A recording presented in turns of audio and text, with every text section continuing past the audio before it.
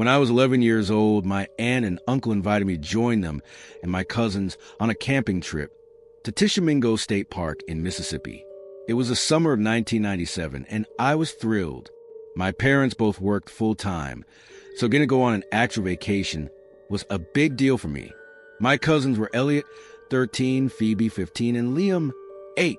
They were already packed into their family RV when they picked me up that Friday morning. As soon as I climbed inside, I noticed something was off with Elliot. While Phoebe was absorbed in her Game Boy and Liam was bouncing around asking if we were there yet, Elliot just sat there staring out the window, looking anxious. I dropped my backpack on the floor and slid over next to him. "Hey, what's going on?" I asked.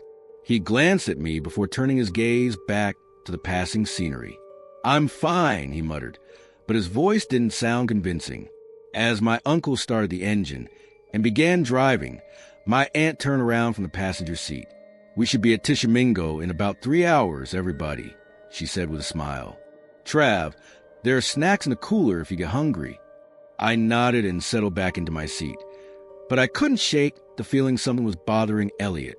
After about an hour, Phoebe had fallen asleep and Liam was distracted with a movie on the tiny TV in the RV. I nudged Elliot again. "Seriously, what's going on with you? You look like you're heading to the dentist or something."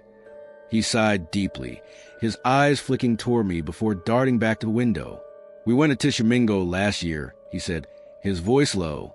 "But something happened, something I don't think anyone believes me about."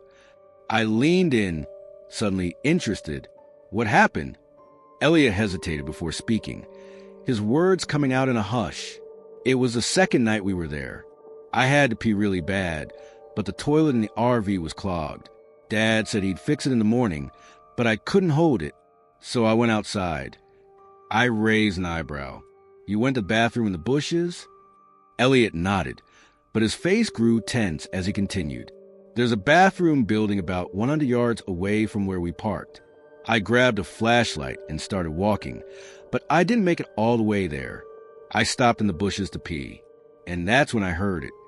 "What did you hear?" I asked, now completely hooked. He lowered his voice, glancing around as though to make sure no one could overhear. It was like someone mumbling, but not in English. I swear, it wasn't even human. I turned my flashlight in the direction of the noise, and that's when I saw him, a man crouching in the bushes, but Elliot's voice trailed off. He had the head of a boar, not a mask or anything. It was part of him. He was mumbling and digging in the dirt with his hands. It was insane. I blinked, unsure how to process what he was saying. "No way. Are you serious?" "I'm not making this up," Elliot insisted, his voice suddenly sharp. I ran back to the RV so fast. I didn't even zip up properly. I told Mom and Dad what I saw, but they just said I had a bad dream or something. But I wasn't asleep. Trav. I saw it. I swear. I was silent for a moment. "Did you see it again after that?" Elliot shook his head. "No, but I kept hearing things around the RV, snorting noises like a wild animal. Footsteps, too, but no one else heard it." I was quiet, considering his story. "You think it was a hunter? Or maybe someone wearing a boar mask?" He looked at me, shaking his head. "No, it wasn't like that. No hunter would be out there at night in the state park. They don't even let hunters on the grounds after dark. But I don't know what it was." Before I could respond, my aunt called from the front, announcing that we were stopping for lunch. The conversation shifted, but I couldn't stop thinking about what Elliot had said. By the time we arrived at Tishomingo State Park that afternoon, the place was stunning. Huge rock formations and the clear, sparkling water of Bear Creek. It was beautiful, but there was something unsettling about it, the kind of beauty that felt old, ancient even, like it had secrets buried beneath its calm surface. As we began unpacking, I caught Elliot's eye. He looked just as nervous as he had when we first got in the RV. I wonder if he'd seen something else out here, something I wasn't prepared for. The dim light, I couldn't make out much, just a silhouette, but as my eyes adjusted, I saw it clearly. The face was distorted and human. It was as if the moonlight had revealed something impossible. The eyes were wide, far too large, and the skin was a sickly gray with patches of matted hair. Its nose, too flat and broad, and the jawline was angular like a wild animal's. The boar's head that Elliot had described. A cold shiver ran down my spine, and for a moment, I couldn't move. I barely even breathed. The creature's eyes, those dark, bulbous eyes, locked with mine. It wasn't just staring. It was watching. Its lips parted slightly, and I heard that same low mumbling again, the language I couldn't quite understand. It almost seemed like it was speaking to me, or perhaps trying to communicate something. Elliot's grip tightened on my arm, his nails digging into my skin, but I couldn't pull away. My mind raced. Was this real? Was this the thing he had seen last year? Was this the thing he had called the Boorman? The creature's face was still pressed against the glass, unblinking. The window felt like a fragile barrier between us, and whatever that was, a part of me wanted to scream, to run, but the other part, paralyzed with fear, couldn't even manage a whisper.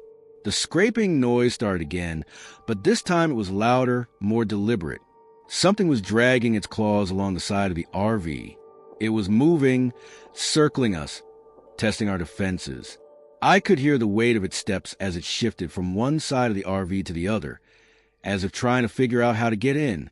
Then, in the stillness, I heard a voice. It was my aunt calling softly from the front of the RV. "Is everything okay back there? You two sound like you're having a fit." For a moment, I couldn't respond. I didn't know what to say. What could I say? Elliot's voice was a whisper, full of panic. "It's real. It's the Boorman. It's here." Before I could say anything, I heard the tap again, this time on the opposite window. My heart slammed against my chest. Whatever it wasn't trying to get in. It was toying with us. Finally, I found my voice. "Mom, Dad, wake up. Something's out there." But when I turned to look at Elliot again, I saw the fear his eyes had turned into something else, a quiet understanding. He wasn't scared anymore. He was resigned. "It's not just a wild pig, is it?" I shook my head, unable to speak, my throat tight. The sound of scratching resumed, this time louder, more frantic, as if whatever was trying to tear through the RV. I could almost feel the pressure outside, like it was trying to suffocate us, and all I could think was, "It's coming!" Elliot squeezed my arm harder, his eyes wide and filled with terror. "You hear that? It's getting closer. We're trapped." Just as I opened my mouth to say something, anything, a deafening thud shook the RV, sending the whole thing jerking to one side. We both gasped, and for a split second, the RV seemed to hold its breath. Then, in the eerie silence that followed, I could hear it again, the mumbling. But this time it was not alone. It was joined by a low growl, vibrating through the walls of the RV. Something outside was breathing heavily. The air in the RV grew thick with fear. My heart pounded in my chest. I wanted to shout, to scream for help, but I couldn't form the words. The creature outside was too close, too real. Suddenly, the scraping sound stopped. I froze, holding my breath. Was it gone? Had it left? But then the tap at the window came again, much harder this time. Bang, bang, bang. The glass rattled, and I could see the outline of the creature's face, still pressed against the window, its eyes locked on us. That was when I understood it wasn't just hunting us. It was waiting for us to make a move, to do something, anything that would make us vulnerable. It knew we were trapped in here, and it wanted us to know that we were no longer safe. I didn't know what to do. I didn't know how to fight something like this. But I knew one thing. We were not going to leave this RV without a fight. I turned to Elliot, who was trembling beside me. "Stay quiet. Don't move," I whispered. I had no idea if it would work, but we had to try. As we sat there in the dark, the creature outside seemed to grow more restless. And I knew, whatever it was, whatever it wanted, we were going to have to face it head on.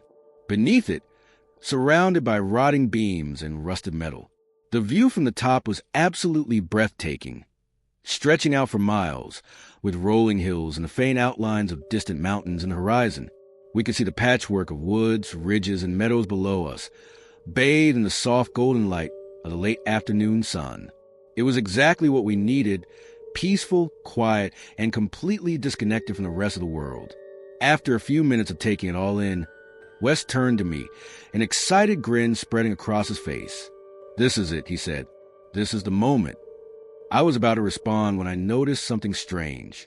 A distant sound, like a faint scraping, almost like nails on metal, cut through the air. At first, I thought it was just the wind, or maybe an animal rustling in the trees. But the sound came again, louder this time, and it seemed to be coming from below us. Wes didn't seem to notice. He was too busy fiddling with his camera, taking photos of the view. But the scraping sound kept coming, now accompanied by the occasional creak of wood. I looked over at the edge of the platform, my heart suddenly racing. "Hey, Wes," I said, trying to keep my voice steady. "Do you hear that?" He glanced up, clearly irritated at the interruption, but then his expression shifted as he listened. The scraping stopped for a moment, only to be replaced by a low, muffled thud, followed by the sound of something dragging across the forest floor. We both froze. It was unnerving, as if whatever was making the noise was circling the tower. "I think we should head down," I said, my voice barely above a whisper. Wes hesitated, his gaze shifting to the rusted metal beneath us. "You sure? It's probably just an animal or something." But I wasn't so sure. There was something off about it. The way the sounds came in rhythmic intervals, like whatever was down there was moving with intent. I could feel the hairs on the back of my neck stand up. It wasn't just an animal. It felt deliberate. "I'm telling you we should go," I urged. Wes shrugged and stood up, packing away his camera. All right, no need to panic. Let's get down and find a good place to camp before it gets too dark." We made our way down the creaky stairs, the entire structure groaning under our weight. Every step seemed to echo loudly in the stillness of the woods. As we reached the bottom, the scraping noise started again, but this time it was closer, much closer. I turned, scanning the surrounding trees, but saw nothing. There were no shadows moving in the underbrush, no sign of an animal, just the same eerie silence that had settled over the forest. But I couldn't shake the feeling that we were being watched. We made it to the base of the tower, and Wes suggested we head toward a nearby clearing to set up camp. We didn't go too far, just far enough that the fire tower was out of view. As we pitched the tent and started a small fire, I couldn't shake the sense that something was wrong. Every so often, I'd hear a thud or a snap of twigs in the distance, but it was always followed by complete silence. I tried to shake it off as paranoia, too much stress from work, the breakup, the weirdness of the day, but something in my gut told me otherwise. As we sat around the fire, I caught Wes looking over his shoulder every few minutes, like he, too, was starting to feel the unease. When the sun set, the forest seemed to come alive with sounds. Rustling leaves, the hoot of an owl, and the occasional crack of a branch breaking under the weight of an animal. But there was also something else, something I couldn't quite place. A rhythm, the same scraping, dragging sound, now unmistakably closer. I tried to tell myself it was just animals, raccoons, maybe, but there was something too deliberate about the way the sounds moved, too organized.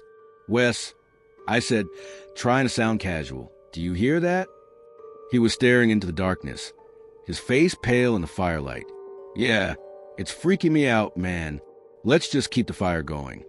We sat in silence, the fire crackling between us, both of us now visibly uncomfortable. The sounds came again, this time directly from the tree line behind us. Scraping, dragging. I could feel my heart rate pick up. Whatever it wasn't an animal. The shadows seemed to stretch out further into the woods, as if something was moving closer, something unseen. "We need to go," I said, my voice shaking. Wes was already standing, his eyes wide with fear. "Yeah, you're right. Let's pack up." But just as we turned to leave, I saw it, a shape moving just outside the circle of firelight, standing tall in the trees. The outline was impossible to make out, but I could feel the presence of it, dark, looming, almost as if it was waiting for us to move. It was then that I remembered the stories. The ones people whisper about places like Black Rock Mountain, stories of a haunted fire tower. The ones I never believed. But now I wasn't so sure. Wes grabbed my arm, his voice frantic. "Let's go. Now!" We bolted, running to the dark woods, our breath coming in ragged gasps. I didn't dare look back, but I could feel the presence behind us, just out of sight, as if it was following, watching. We didn't stop until we reached the car, breathless and terrified. As we drove away, I couldn't shake the feeling that something was still out there, waiting. And now, even as I tell this story, I wonder if that old fire tower is still standing. And if anyone else is brave or foolish enough to camp there, because some stories I've learned are more than just tales. Some are warnings. I couldn't even answer him. I was frozen, unable to look away from the girl, as she twisted and contorted in a way that shouldn't have been physically possible. My heart hammered in my chest, each beat feeling like it was trying to break free of my ribs. Wes rubbed his eyes, still dazed, and I grabbed his arm, pulling him toward me. Wes, you need to see this."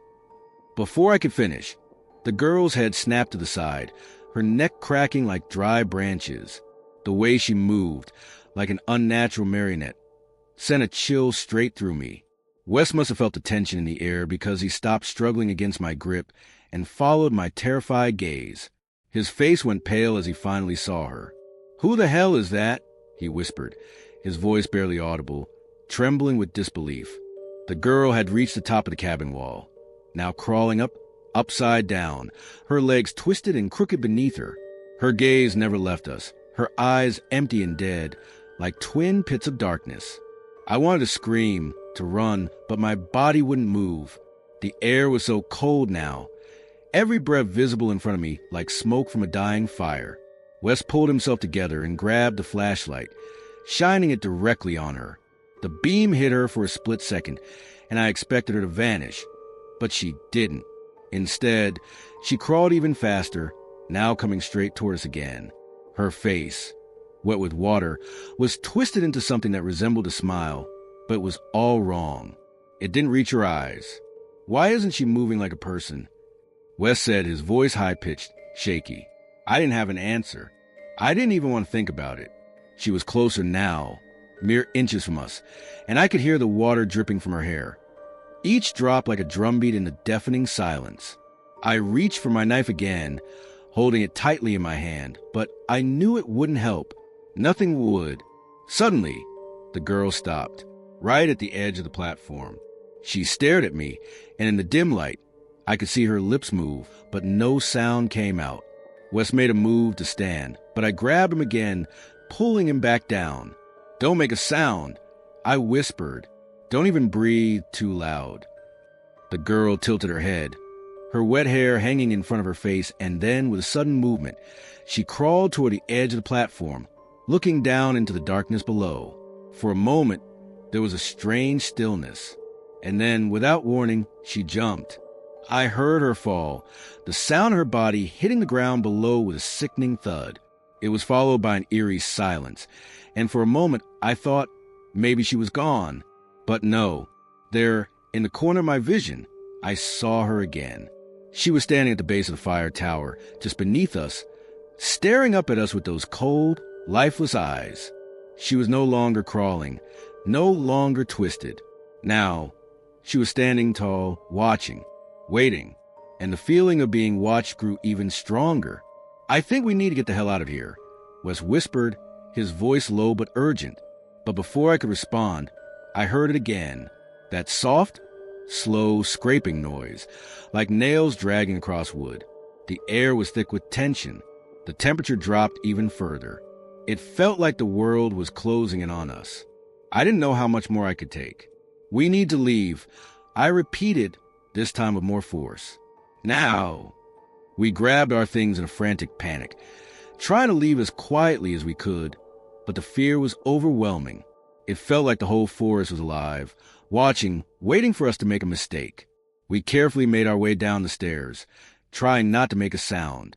The scraping noise followed us, as if it was stalking us, and every few steps, I felt that cold, dead stare on the back of my neck. Finally, we reached the bottom and began to move away from the tower, barely able to breathe from the fear gripping our chests. But as we turned to head toward the woods, I heard something that froze me in place. A faint voice, "Don't leave me," it whispered. We didn't stop. We didn't look back. We just ran, as fast as we could, our feet pounding against the earth as we raced through the dark, trying to outrun whatever was chasing us. By the time we reached the car, the sun was beginning to rise, casting an eerie glow over the trees. Wes and I didn't speak as we drove away, the silence between us suffocating. We never spoke about that night again, and we never went back to that fire tower. Some things, I guess, are better left untouched. Dell's face tightened when I mentioned the coyote. Her eyes narrowed, and for the first time, I saw her demeanor shift from relaxed to serious. "You saw it too?" she asked quietly, almost as if she wasn't talking to me but to herself. "Wait, what do you mean by two?"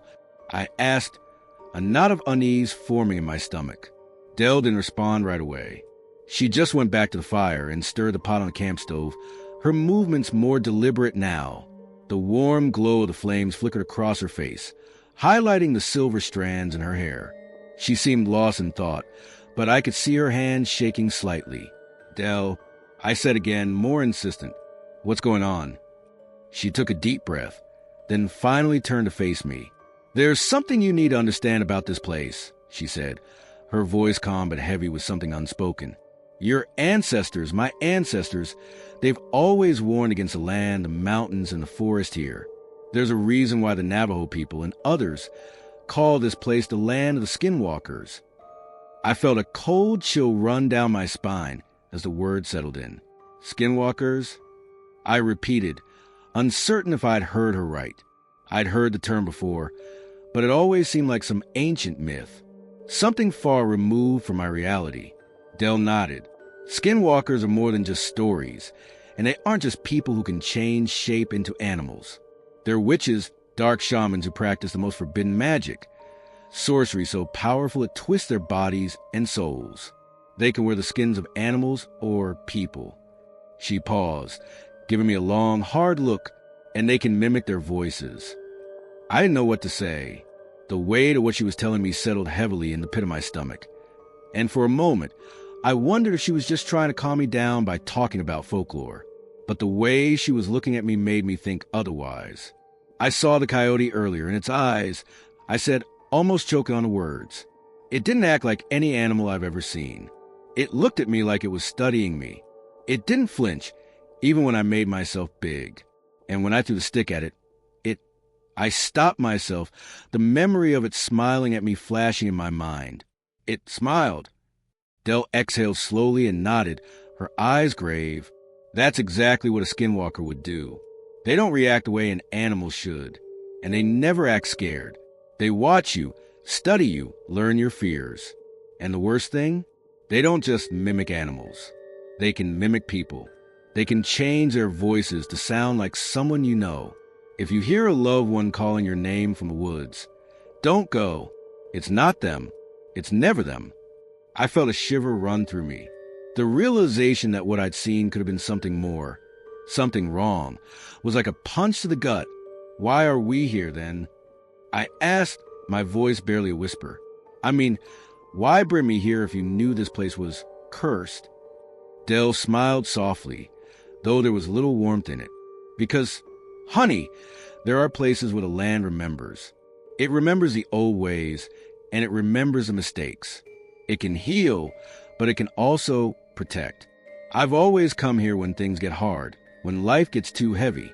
The land has a way of making you face what you need to, even if you don't want to." She stood up, brushing dirt off her pants, and walked over to the small bundle of sage and cedar. She lit with a match, and the smoke curled up into the air, filling the campsite with a sweet, earthy aroma. "We'll be okay," she said, her voice firm now, as if she was reassuring herself just as much as me. "But we need to stay alert. You might have just seen the first sign. Keep your eyes open and stay close to the fire."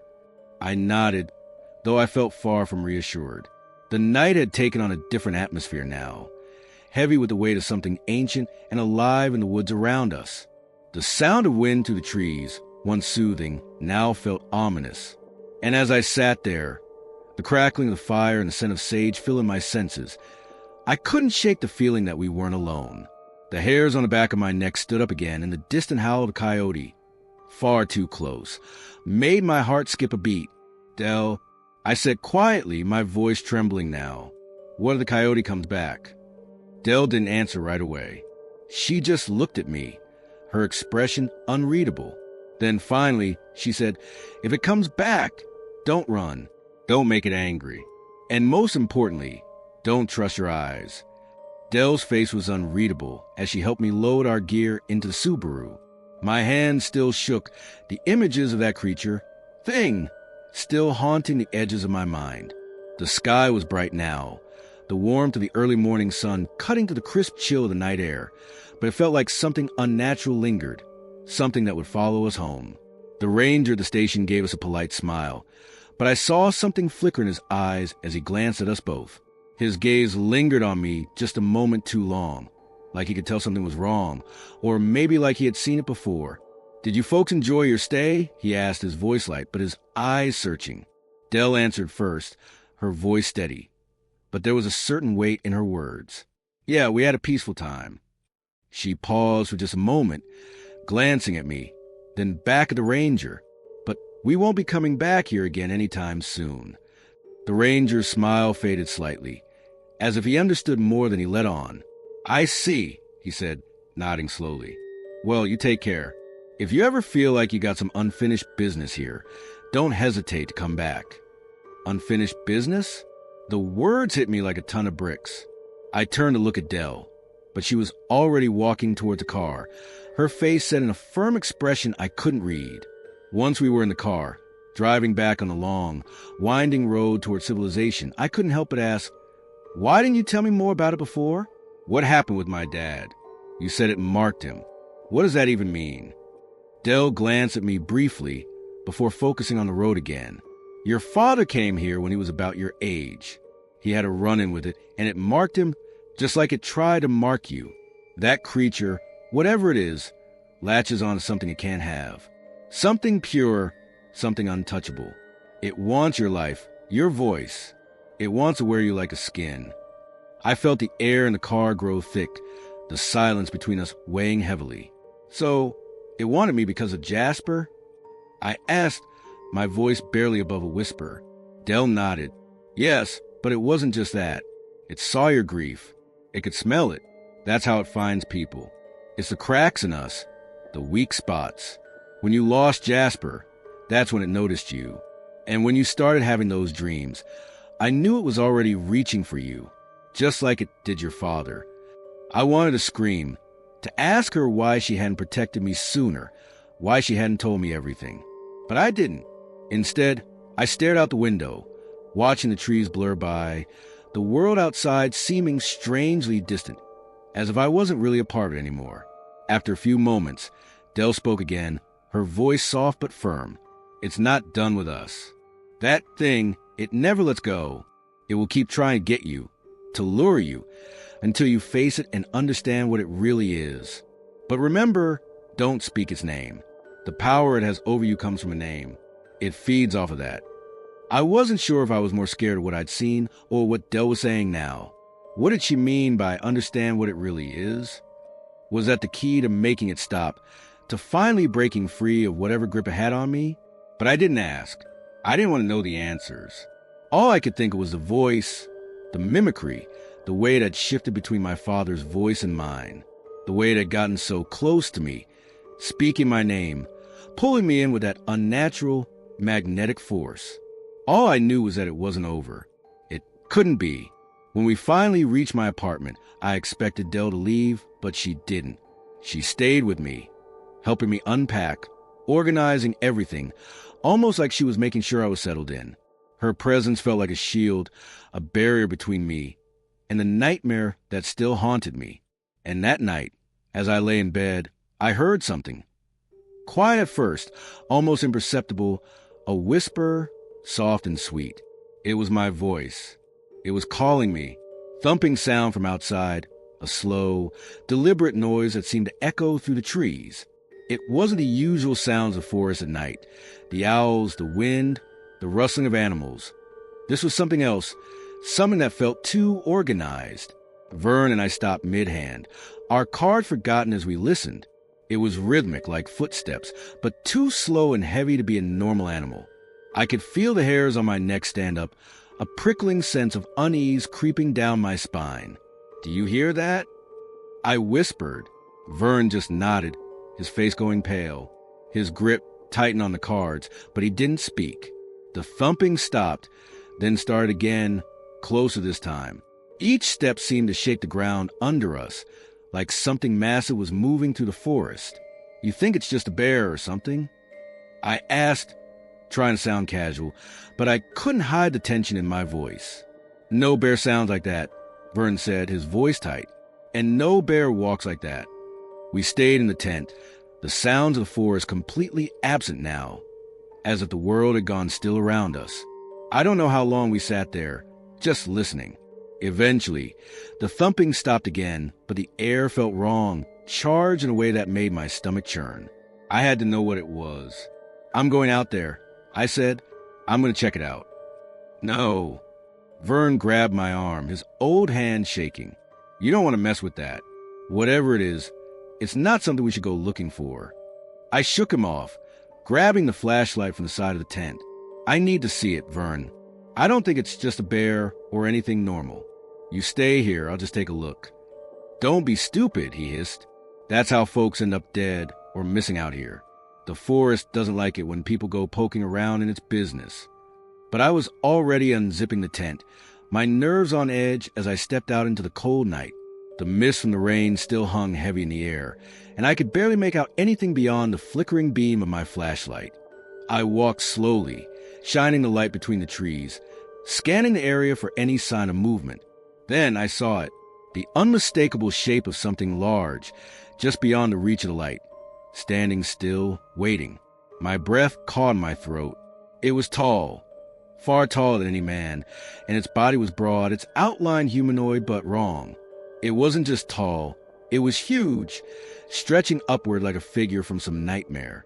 The silhouette of its head loomed above the trees, and as my flashlight swept across the form, I thought I saw a flash of something unnatural, a face that wasn't quite a face, a mask of shadow that didn't belong. I froze, my feet glued to the ground. My heart pounded in my chest. It didn't move, not at first, but then, just as I thought it might step forward, it turned and disappeared into the darkness of the trees, melting into the night like a wisp of smoke. I didn't think, I just ran. I didn't stop until I was back inside the tent, panting and shaking, and I slammed the zipper closed behind me. Vern was sitting up, wide-eyed.